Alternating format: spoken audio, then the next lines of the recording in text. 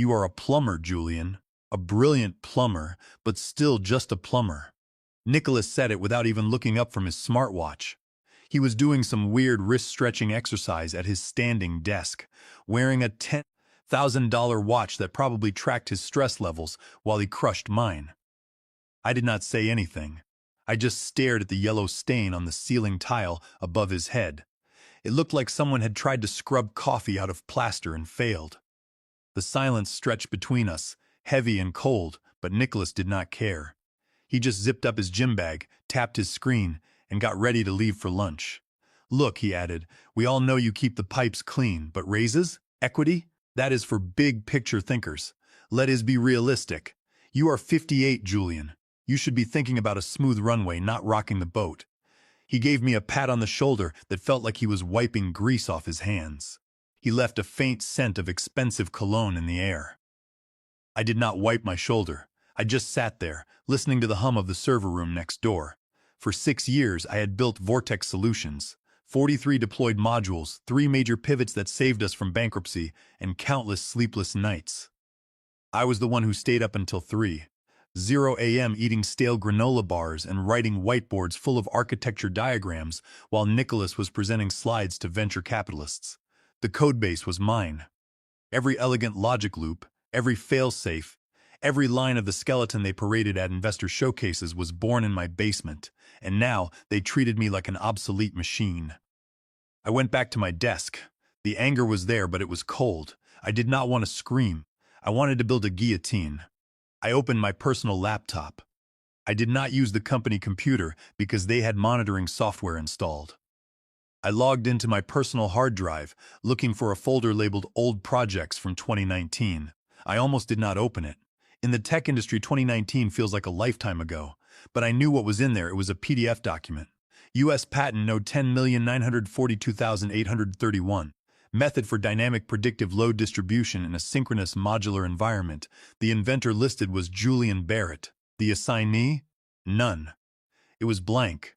I remembered the back-end summit in 2019.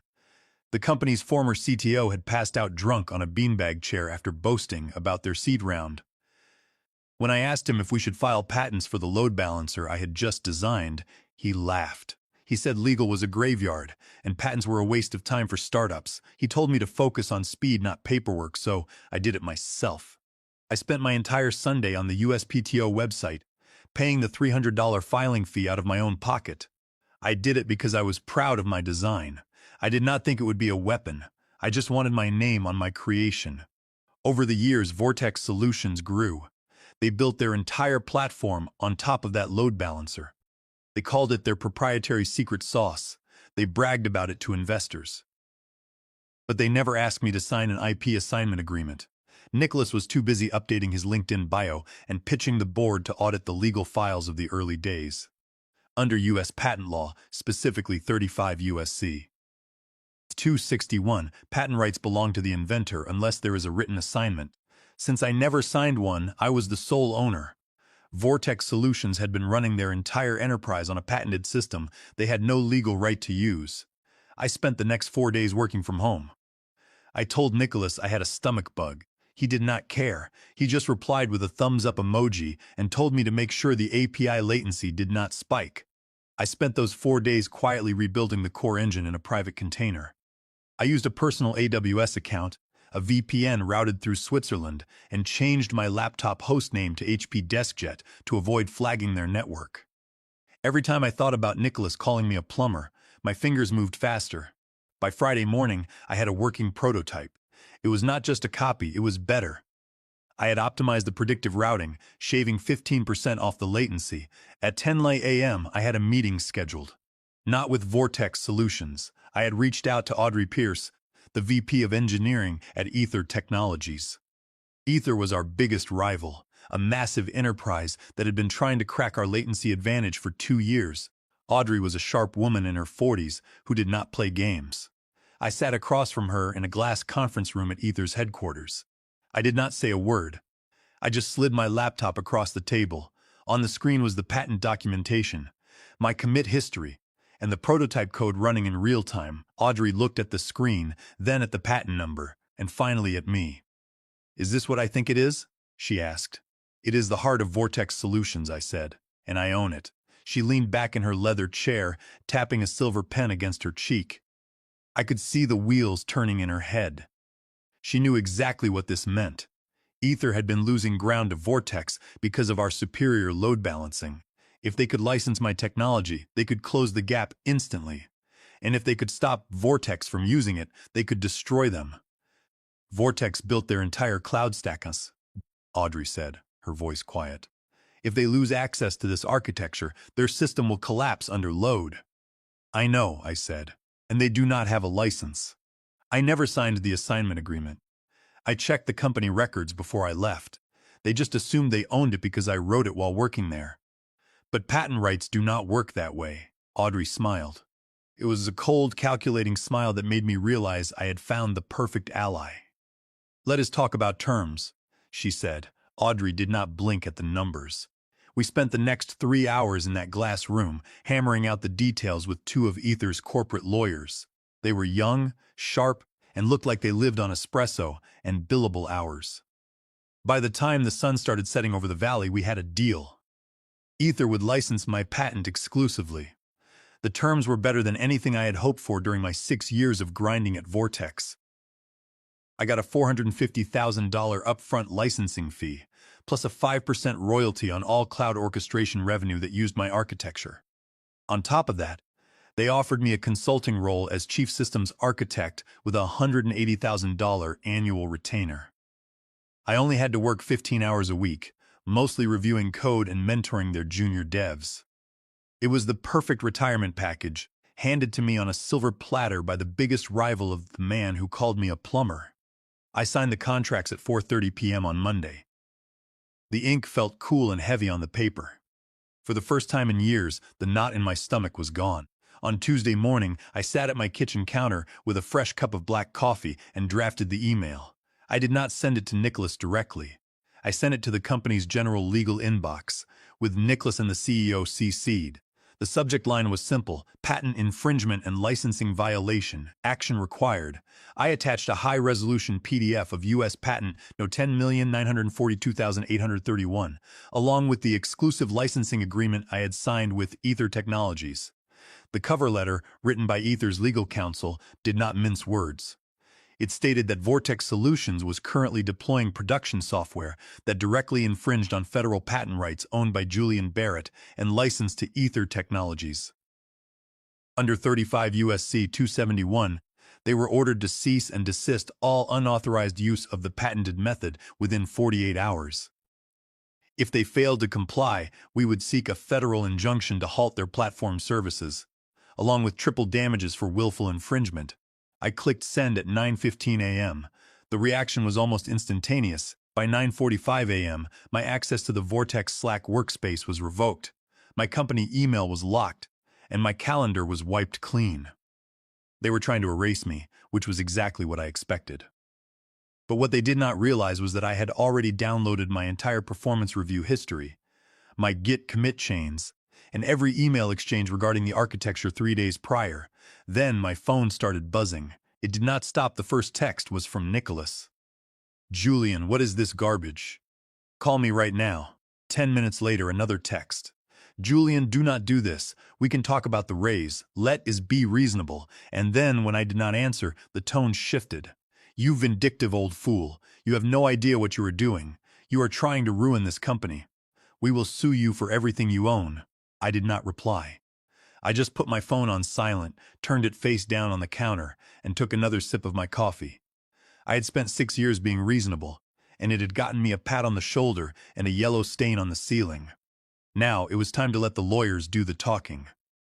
By Tuesday afternoon, Vortex's outside counsel sent a formal response to my personal email. The letter was filled with standard legal posturing. They claimed there was some confusion regarding the ownership of the codebase. They argued that because I was a full-time employee when I wrote the code, the company automatically owned the intellectual property under the work-for-hire doctrine. They thought they could intimidate me with big words. But work-for-hire applies to copyright, not patents. Under U.S. patent law, ownership of a patent vests solely in the inventor unless there is a written assignment agreement. Ether's legal team was ready for this.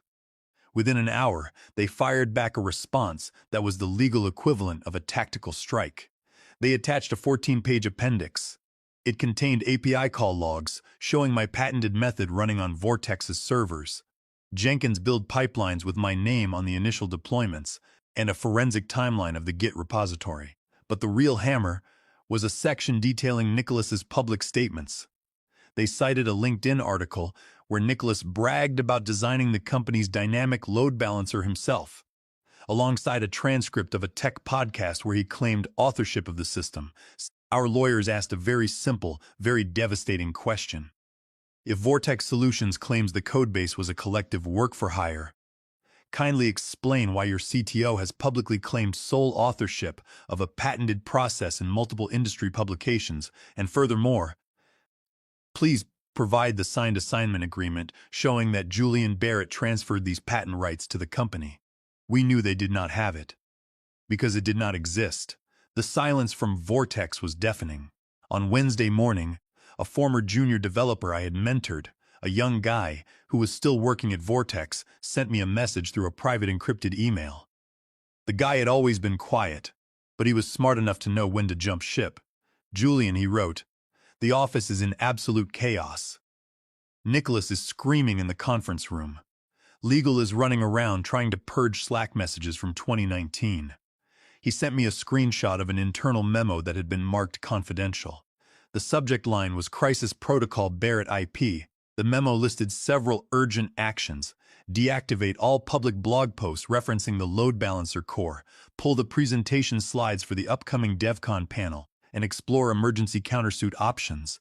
But the last line of the memo was the one I printed out and kept. It read, Counsel advises that countersuit confidence is extremely low. Barrett has all the receipts. I stared at that screenshot for a long time. For 6 years, I had felt invisible. I had felt like a ghost in the machine I had built. Now they were scrambling in the dark because of my name on a piece of paper. And the best part was yet to come. The Q2 earnings call was scheduled for Monday morning, and Ether Technologies was about to make a move that would turn their crisis into a catastrophe. The leak was not a mistake. It was a calculated move, orchestrated by Audrey Pierce. She was the kind of executive who treated public relations like chess, and she knew exactly when to advance her pieces. On Thursday morning, 3 days after I signed the licensing deal, a prominent tech blog called Tech Shovel published a front-page article. The headline read, Tech Startup Accused of Massive IP Theft by Veteran Systems Architect. The article did not name Vortex Solutions directly in the first paragraph, but they did not have to. They included a side-by-side comparison that made it crystal clear. On the left was an old photo of me from 2019, wearing a faded gray hoodie, standing in front of a whiteboard in our old office basement. I was holding a green dry erase marker, pointing to a complex system diagram I had drawn to explain the load balancer to the initial team. On the right was a high-resolution screenshot of Nicholas Croft giving a keynote speech at a major tech conference the previous year. He was wearing a tailored blazer and standing in front of a massive digital screen, displaying the exact same diagram, claiming it as the product of his own genius. But the most damning detail, the one that the tech community seized on and turned into a meme, was a typo. When I drew the diagram on that whiteboard in 2019, I was exhausted. I had been working on 4 hours of sleep, and I misspelled the word balancer as blancer in one of the main boxes. It was a stupid, trivial mistake. But Nicholas, in his rush to copy my work and present it as his own, had copied the diagram word for word, line for line. The word blancer was clearly visible on the screen behind him during his keynote. The internet had a field day. Within hours, the hashtag Blancer was trending among developers on Twitter. Suddenly, my LinkedIn inbox, which had been a graveyard for months, was overflowing. I had recruiters from major tech firms offering me principal architect roles. I had 3 different venture capital firms reaching out, asking if I was interested in securing funding to launch a spin-out company. They did not care about my age anymore. They cared about the fact that I was the man who built the engine that was currently running one of the fastest-growing startups in the valley. Meanwhile, Vortex Solutions was trying to contain the damage. Their PR team issued a statement calling the article a collection of unsubstantiated claims from a disgruntled former contractor. But the market did not care about PR statements. They cared about risk. The real showdown was set for Monday morning. That was when Vortex was scheduled to host their Q2 earnings call. It was a public broadcast, open to analysts, investors, and journalists. I had prepared my own war room at home. I had 3 monitors glowing on my desk. On the left screen, I had the live stream of the earnings call ready to play. On the right, I had my personal AWS dashboard. And on the middle screen, I had something very interesting, a read-only view of Vortex internal system telemetry. I had not hacked anything. I did not need to. A junior engineer who had been laid off during Vortex's recent cost-cutting restructuring had reached out to me. He was angry about how he had been treated, and before he left, he realized the IT team had forgotten to deactivate a legacy guest credential for the monitoring system. He passed it to me. I did not write any code or touch their servers. I just logged in to watch. I wanted to see the telemetry in real time. At 8:55 a.m. on Monday, I poured myself a double shot of espresso. My cat sat on the desk next to me, purring softly. Completely unaware that a corporate empire was about to burn, at 9 a.m. sharp, the CEO's voice came through the speakers. He sounded confident, his voice smooth and rehearsed. Good morning, everyone. We are excited to share another quarter of exceptional growth and technological innovation. I looked at the middle screen. The system telemetry was stable. Vortex was processing about 150,000 requests per second, and their average API latency was holding at 45 milliseconds. It was a good number. My load balancer was doing its job. But at 9:05 a.m., Audrey Pierce and her team at Ether Technologies flipped the switch. Ether had quietly migrated their pilot clients to version 2.1 of My Engine over the weekend. And they had done something even bigger. They had signed Vortex's largest enterprise client, a Fortune 100 logistics company called Global Express. Global Express accounted for roughly 18% of Vortex's monthly recurring revenue, and they had been experiencing performance issues with Vortex's outdated stack for months. At 9:10 a.m., Global Express officially shifted their production traffic from Vortex to Ether. I watched the middle screen as the traffic on Vortex's servers suddenly plummeted. The request volume dropped by nearly 30,000 requests per second. In a normal system, a sudden drop in traffic is easy to handle. But because Nicholas had modified the configuration of my load balancer to make it look like he was optimizing it, the system was not prepared for a sudden, massive asymmetry. The latency graph on my middle screen started to spike. 45 milliseconds became 90, then 180, then 350. On the left screen, the CEO was still talking about their pipeline. We are confident in our market position, he was saying, when one of the analysts interrupted him. Excuse me, the analyst said, but we are receiving reports from multiple enterprise clients that their dashboards are completely unresponsive. Can you comment on the current system outage? I looked at the telemetry. The latency was now at 1200 milliseconds. The servers were buckling under the weight of their own misconfigured routing. The plumber had walked away and the pipes were bursting. The Q2 call did not recover. In fact, it spiraled into a complete disaster within minutes.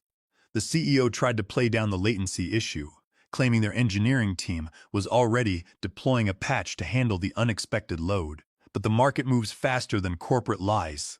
At 9:14 a.m., the official account of Global Express posted a tweet that went viral in the enterprise tech community. The tweet read, "Excited to be working with Ether Technologies. Lower latency, better security, smoother integration. Cheers to clean code." They even added a winking emoji. That was the final blow.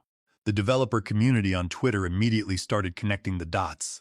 Screenshots of the Tech Shovel article and benchmarks comparing Vortex failing systems with Ether's flawless performance were shared thousands of times.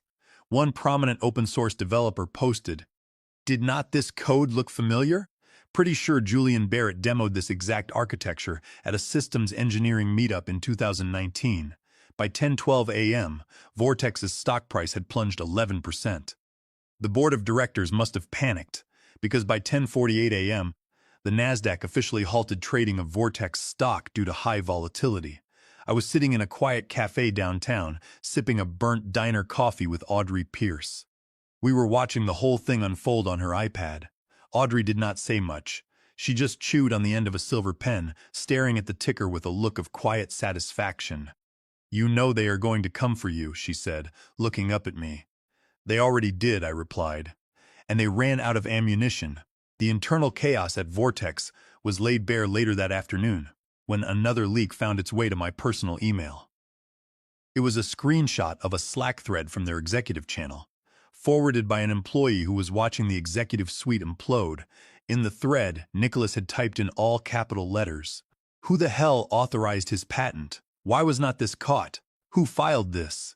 And the response from Gordon, the head of their legal team, was just one line: "You told us not to waste time on him, Nicholas." By noon, the company was trending on Twitter under the hashtag Stolen Code Startup. Vortex tried to mount a defense. On Tuesday morning, the CEO appeared on CNBC. He looked exhausted, sweating under the studio lights in a dark blue blazer that did not quite fit him. He threw out buzzwords like miscommunication, legacy contributor, and my personal favorite: "We deeply value our engineers, past and present." Meanwhile, their outside counsel sent Ether a cease and desist letter, claiming that Ether was using stolen trade secrets. Ether's legal team did not even write a long response. They simply emailed back a neatly packaged folder labeled compliance receipts. Inside was a notarized copy of my original USPTO patent registration, signed witness statements from 3 former Vortex engineers who had watched me write the code, screenshots of Jira tickets from 2019 showing my name on every major architectural breakthrough, and a recorded Zoom call from 2 years ago. In that recorded call, Nicholas was talking to me about the deployment of the load balancer.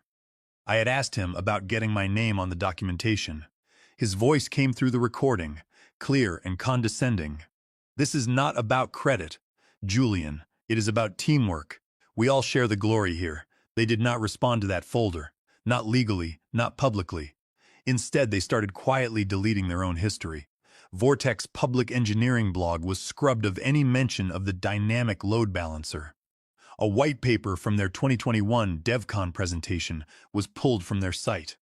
A podcast episode where Nicholas boasted about his innovative system architecture suddenly returned a 404 error page. But the real crack in the foundation happened on Wednesday. 4 of Vortex senior engineers resigned. One of them posted his resignation letter publicly on LinkedIn, writing, "As someone who watched Julian carry this project through hell while being gaslit by management, I cannot pretend anymore. I am out." The dominoes were falling. On Thursday night, a contact inside Vortex HR department sent me a screenshot of an email thread that I had fantasized about for years. The subject line read, "Immediate termination. CTO Nicholas Croft."